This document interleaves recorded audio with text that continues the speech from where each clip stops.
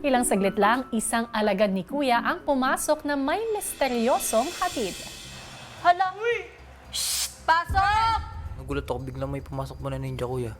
Ano kaya ang binilagay ni Kuya? Bakit ako kinakabahan? Bago po namin, kuya, maya-maya, binuksan niyo po yung takip po. Muna, na-recognize ko yung plato, kuya. Oo, yan nga. Oo, yan nga yung plato namin, pati yung ano. Hindi po kami kakain. Hala, para sa lahat! Thank you po. Thank you, Kuya. Thank you, Kuya. Oh, Jepoy's Pares. Namiss ko din to eh.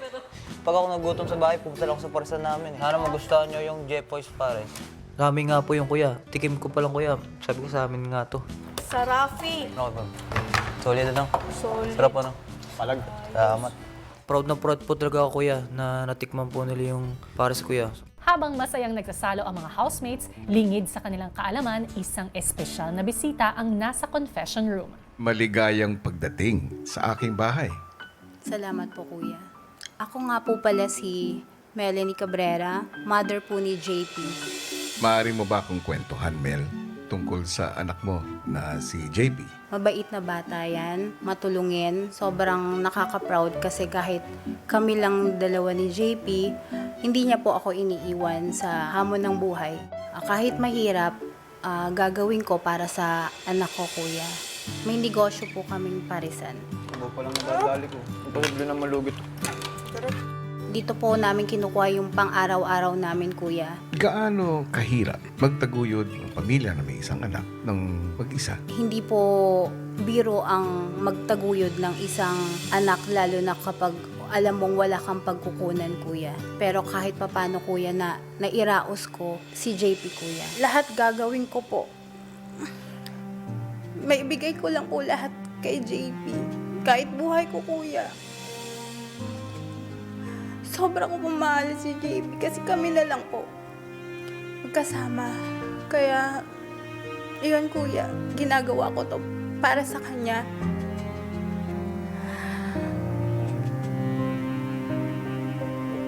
Ano ba ang pangarap mo para kay JP? Mabigyan ko po siya ng magandang kinabukasan, Kuya, para kahit papano, mawala man ako, hindi siya kawawa.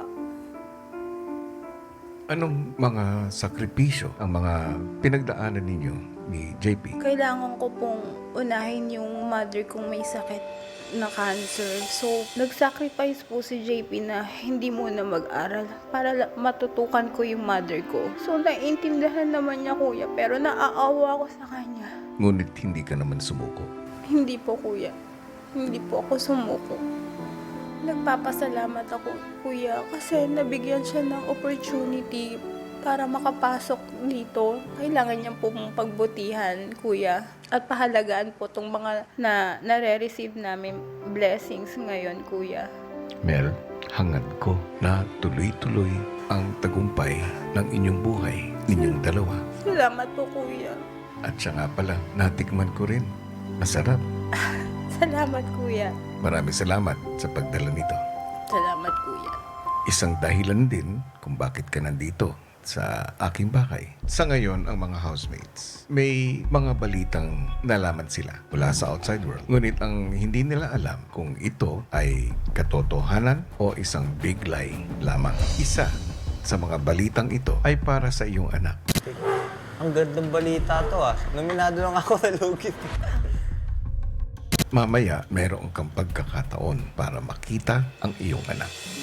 Talaga, Kuya. Dahil Mel, ikaw ang magsasabi kung ang balita ay katotohanan o isang big lie lamang. Opo, Kuya. Thank you, Kuya. What the heck is that? Ano ba yun? Kaya yun. Nakita mo? Dahil po akong kinabahan dahil doon po sa tunog nga po ng hooded, kuya. Anong nangyari? Nakita ko yung parisan po namin. Mas lalo po akong kinabahan pa. Yan, nangingibabaw po kaya na totoo po yun. Bago nga po ako pumasok ko yun, lulugi nga po talaga yun eh. JP, Kuya? oras na para malaman mo kung ang balitang nakita mo ay katotohanan o isang big lie lamang.